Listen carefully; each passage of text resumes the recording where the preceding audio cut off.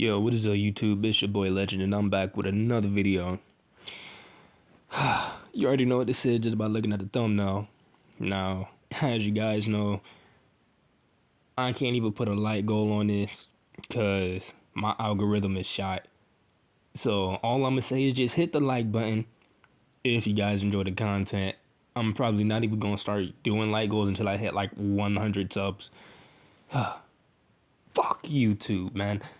But anyway, without further ado, let's just get into this new channel intro, so we can start this with if. I won't give up, I'll never stop till I wash up on the sand or my heart finally stops. I will be the best, headed out for change, I just started on my quest. Yeah, the world will know my name, I'm excited, I'm obsessed. No one in my way but myself and a test. Yeah, I will be the best, yeah, I will be the best. Life is just a game, I'll be playing till I rest. I'll be there to claim my own spot among the best. Deep within my mind, I'll put all my fear to rest. Cause I will be the best, yeah, I will be 11 years later, West Empire's palace. The sun. The sun is something that has been around this planet for millions of years. It provides the light of the day so people can see. It provides warmth for the planet. It gives farmers crops the nutrients that it needs to survive. The sun can be very helpful and life-giving, but the sun can also be a terrible thing as well. It can cause droughts. It has the ability to kill people if they're not careful. The sun can be many things, but right now it was being annoying. Yes, annoying is the right word. Very annoying was the thought of a blonde man that was in a big bed with two women, each laying a head on his chest. The sun was pouring into the room, as there were only one wall holding up the ceiling that separated this room from the next. Only the pillars that cast large shadows across the room from the rising sun. His palace resembled his mindscape palace, with the exception that the bed itself was elevated 2 steps. Instead of a tropical jungle or forest like in his mindscape, it was his capital city. You know, sometimes I wish I didn't design my palace like the one in my head. I agree with you, Naruto. The now named Naruto looked down to his right and saw one of his wives there with her eyes closed. Can my vixen now read minds? Was his reply. No, it's just I know that you're thinking this because I'm thinking it right now.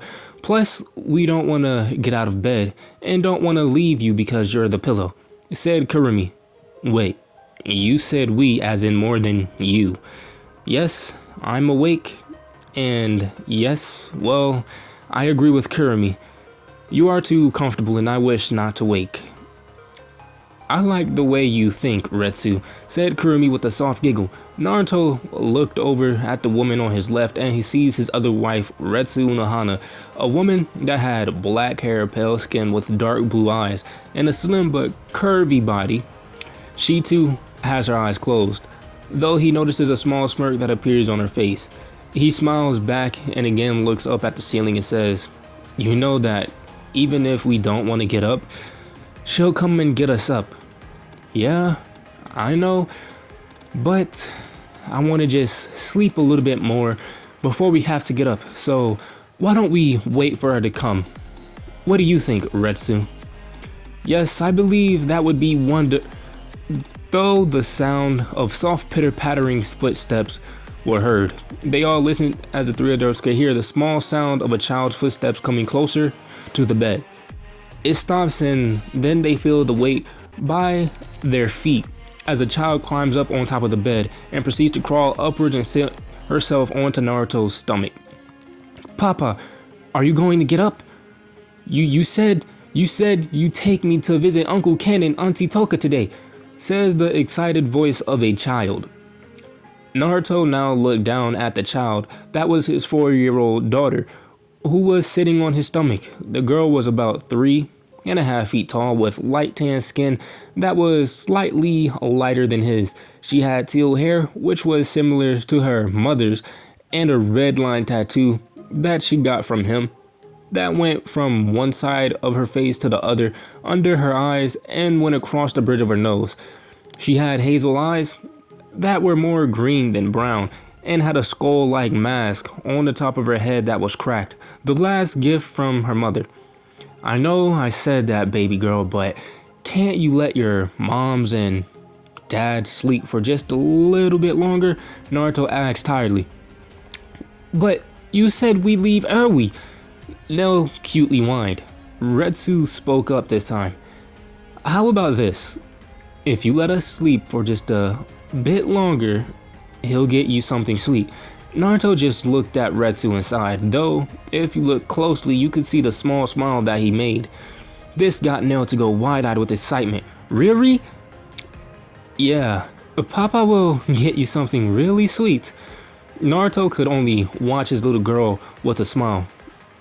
But you said you want us to get up, so I guess there's no sweets, he said as he started to rise from the bed, causing Nell to roll off of his stomach and into his lap, but she quickly got back up. No, Papa can sleep longer, she responded quickly as she tried to and was failing to push him back down so he could go back to sleep. No, I have to actually get up. Let your mother sleep, alright? They're having to do stuff today. But that means no sweets, she said as tears started to appear in her eyes. She knew this face would get her father and mothers to come around. It had worked almost every time. It was a face that even the most hardened and cruel warlords couldn't ignore and would bend over backwards to prevent a tear from falling. Damn, that cute face. It's not fair, was a thought of the three in the bed. Alright, I'll get you some sweets on the way to their house to share. Is that alright? You promise? Yes, Nell, I promise, he said in a warm voice. Then Pinky promise, swear. Cause last time you promised we would get sweets. We got the sweets the next day. And I don't want to wait till tomorrow, so Pinky swear. But you got the sweets still. I don't think. He stopped as he saw her stick out her hand and balled it into a fist, only sticking out her pinky finger. He knew that she wouldn't budge until he did the pinky swear. Though he really didn't mind, it was his and her little thing that was special and he thought it was cute. He chuckled and then smiled. Alright. He then stuck out his hand and wrapped his pinky around hers. Then she began to swing both their hands side to side as she sang her special pinky tune, as he and his wives called it. Cross my heart and hope to die. I'll eat 1,000 needles if I lie. Pinky promise song. She then looked at him with the most serious face a 4-year-old could muster up, which only made her cuter than she already was. You can't lie now, alright? Cause I don't want you to eat 1,000 needles, Papa, she said to him worriedly. This got him to smile. It was times like these that he would cherish, when his little baby girl is just so innocent. Alright, then why don't you go and get ready so we can leave? I'll meet you in the throne room. She nodded her head in excitement and then jumped off the bed, running towards her room. Oh, and Nell, if you see Walter, tell him good luck on his date and that I know how he spends his days off. Okay, was all she said as she ran out. Now I have to get her something. He then looked at his wives, who still haven't moved from their positions in bed. Will you two show up later or will you go out? Kurumi was the first to speak. I think Retsu and I will wait for Korra if she arrives early and have a girls' day. What do you think, Retsu? Yes, that would be nice. I haven't seen Korra in a few months now. It would be nice to catch up with her, was Retsu's response. Alright, then I'll see you two tonight at the meeting, Naruto said as he started to get out of his bed, kissed both of them on the forehead and then proceeded to walk out of the room. As he walked, he snapped his fingers, opening a 6-foot sized golden ripple that matched his size. He then walked through and felt his clothes started to materialize on him.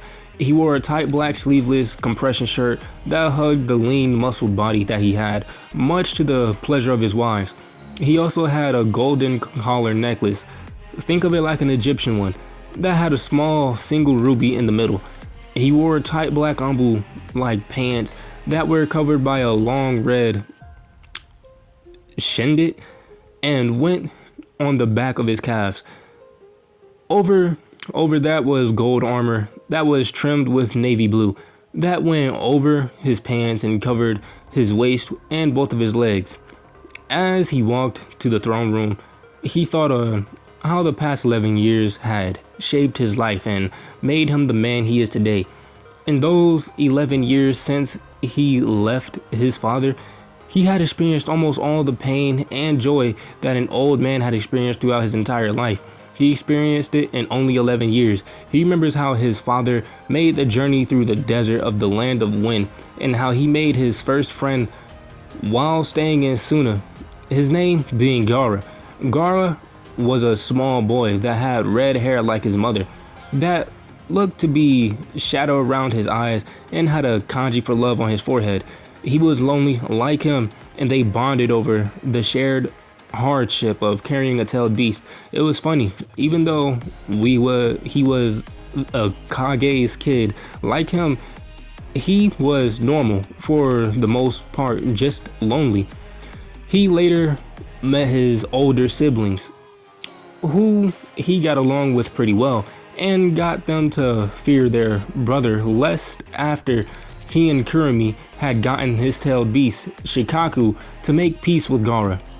Even though it took a lot of convincing and a sight of beating from Kurumi in their combined inner mindscapes, he became less violent and began to open up slightly, though that was reserved only for his siblings and Naruto, but was welcomed all the same.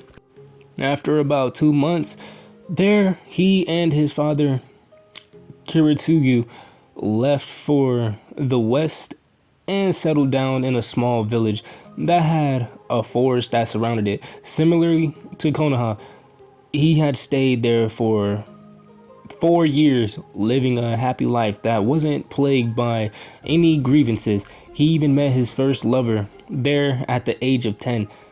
Though the peace did not last long. After 4 years of living there, at the age of 12, his father died, and once again he was alone. Though the night before he died, he told Naruto everything about how he lived, how he used to live, and where he lived. How he was only here in this world because of an ancient accident during the end of something called the Grail War. He told him that he actually knew the ancestor that had the same abilities he had, but explained he would have to find out how to use it by himself or with Kurumi. He told him his may regret like killing his childhood friend and mother figure. He told him about his daughter and not being able to see his daughter one more time. Lastly, he made Naruto promise him something. He made him promise to never hold rage against something for too long, to forgive but never forget, and love and keep close those he considers family close. At the time, he felt that he couldn't promise that with all the shit that his village and mother put him through, but years later, he would understand. He had never hated them completely because he understood where some of the anger came from, but to hold it against a child, even if he was a Kyubi, no amount of anger or justice gave anyone the right to harm a child unless it was a ghost kid dressed as a clown, but even then, he wouldn't try to kill it. So for as right now, he was at the very least willing to let bygones be bygones if they wanted to, though he would never forget the things they did to him. He was in such deep thought about his father that he just now realized that he had walked to and was now sitting on his throne. Okay, YouTube, I'm sorry for like the weird cut. I don't know if it's a weird cut or not. I don't even know if you guys can hear the difference, but I actually started recording this video before, like the day I went to the hospital. I started recording, and while I was recording, that's when all like the pain started hitting me and shit, and I had to go to the hospital. So I don't know if you could tell. Well, you can tell now, but I don't know if there's like a audio, if you could tell through the audio, but I'm now just starting to pick up on the recording of this. But let's continue. His throne room was like the rest of his palace in the sense that it was very open and only had walls separating rooms. The rooms was as plain looking as it could get, but that's how he wanted it. He only had plants and flora that either hung from the side of the pillars or was planted around the room. Even the people that built the palace were surprised at how plain looking he wanted it and insisted that a king or emperor should have moved extravagant throne room, but he had refused. Though they did get one thing that made it extravagant, if slightly. His throne was 3 steps elevated off of the floor. It was tall and looked to be made of gold with the exception of a small navy blue circle that was placed right above where his head would be and was connected to a line that went down to the seat. Though it was the armrest of the chair that made it stand out because where his hands would rest was the carving of a lion's head. As he finished admiring his throne, he heard the sound of laughter and the sound of heavy footsteps. He looked to where the sound came from and saw that Nell was writing on the boss of his summoning contract. That way, Simba, she yelled and pointed towards herself. The lion stood at around 4 feet high and was about 2 meters long. It had a slight tan to his coat and had long, flowing orange-red mane. His eyes were a lighter version of hazel and resembled a natural lion. The lion gave a tired sigh. Naruto, your daughter is as energetic as ever. She can just sleep in for once. This got a laugh out of Naruto. Well, she's like an alarm clock. She always wakes up early, even when we don't need to. I tell you, Simba, she can be a handful sometimes, but we love her all the same, he replied. I agree with that. Naruto then looked at Nell. Come on, Nell. Get off of him. And he just got back from something I asked him to do, and I'm sure he'd love to head home, okay? She nodded and got off of the line. Papa, let's go already. If we leave now, we can get some good snacks from the pasty man, she said as she tried to pull him away. Alright, Nell, was his response, and then looked at his summon. Simba, all the messages for the meeting for the games have been delivered. Yes, all of them have been delivered, and yes, I'm going to be at the meeting. Now I'm leaving to go rest. Okay then, I'll see you there. And with that, Simba left with a puff of smoke. Now let's get you those sweets now. Outside of the palace. The palace was the center of the capital and was surrounded by 3 districts. The first, that was the left of the palace, was the military district, where most of the city guards would be housed and where the recruits would stay for their training until they were fit to join the ranks. On the right was the housing districts where people lived. The clans and other important figures would stay in the compounds and house/buildings that were closer to the palace. As you got further away, the palace lowered the class. Naruto didn't like that there were classes, but realized that's how the world works. There will always be a higher and lower class and occasionally a middle.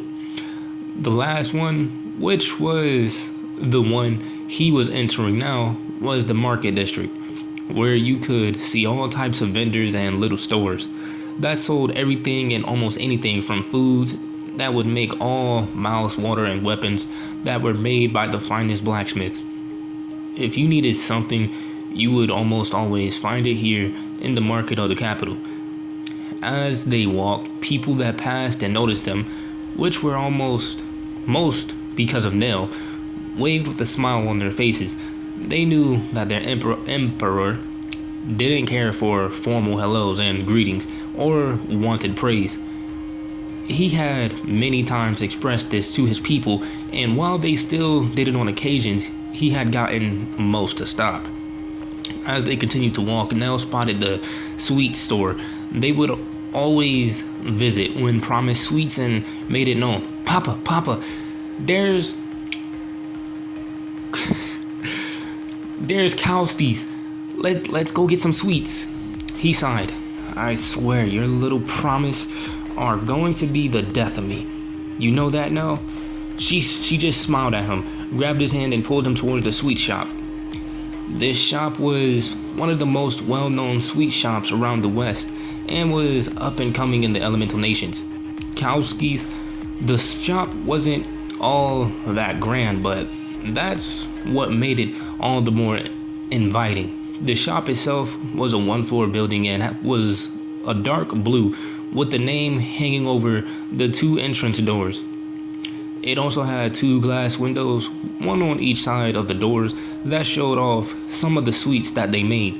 As the father and daughter duo entered the shopping, they saw a heavier looking man begin to pull out a batch of freshly made pastries. The man had a square-like face and was about 5 foot 5 inches with a mustache that reached the ends of his lips and a black gelled back hair. He had light tan skin and wore a black dress shirt and tie that was covered up by a white apron. He was the man that owned the shop for many other shops that are under the name of Kowski. For his name was Jacob Kowski, or as Nell named him, the Pastry Man. The Pastry Man! Got any sweets for me, Papa? Nell said in a cute voice. Said baker turned to see who had entered his shop and was greeted with his friend and favorite little customer.